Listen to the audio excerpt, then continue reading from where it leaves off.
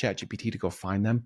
Or you can just go to Google Maps. You can just start searching around for businesses. You can find any old business. You can copy and paste all their reviews and then plug that into your chat as a source of reference. Number 9, this is an actual prompt that I used. Here's what I have: a truck, time, and access to firewood. Give me a launch plan.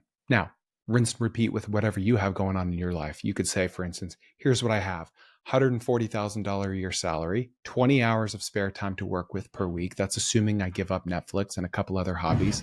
I'm really good at B2B sales. I'm really good at woodworking. I know that I hate operations. I'm not good at that. Give me 20 business ideas based on everything I've told you.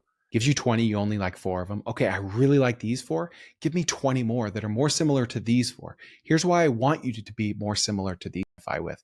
So every single prompt, you're giving it more and more to work with so it doesn't have to guess as much. You've probably heard the phrase garbage in, garbage out.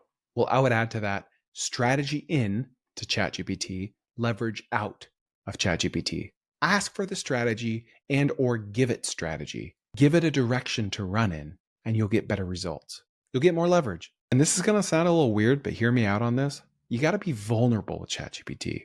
Use it like a therapist. If you have privacy concerns, don't share your account with anyone. If you have a little squabble or an argument with your wife, your child, your friend, your business partner, feed it as much context as you can. Ask it to be as unbiased as it can be.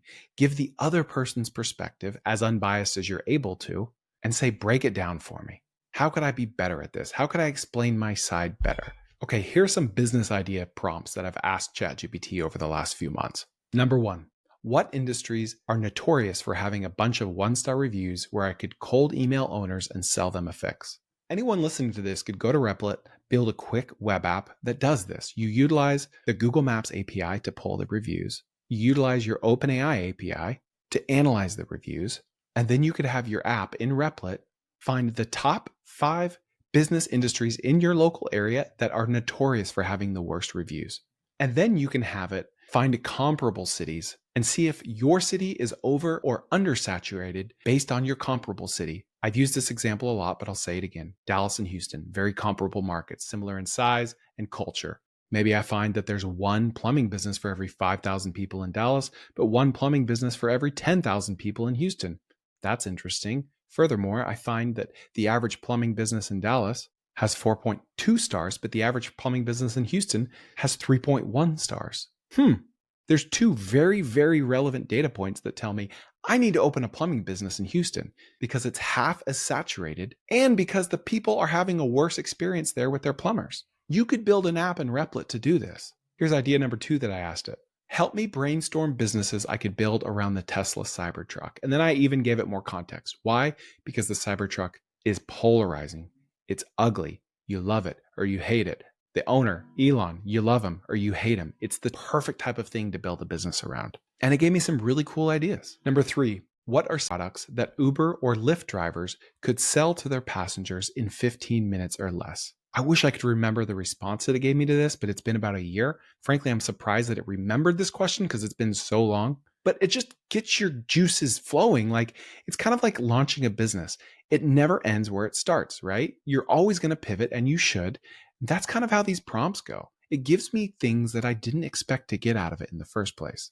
And then I can take a response like, I can kind of pull on that thread. Interesting. Well, what if I sold that thing in this way? Or this thing in that to that other person? Or what if I only had 3 minutes to sell something to someone? And some other ChatGPT hacks I love. I got this one from my friend Greg Eisenberg. He makes all of the different LLMs jealous of each other. So let's say you've got a question you need answered. So you open Grok, ChatGPT, Claude, and Perplexity, all 4. You take the same prompt, copy paste it, get an answer. Okay, cool. Go to the one that you like the most and say, hey, this is the answer that Grok gave me, and I really liked it because X, Y, and Z. I thought you were better than Grok. Am I wrong? I need you to do better. And you can keep refining and refining that over and over throughout all 4 of the LLMs that you're bouncing between. Make them jealous of each other.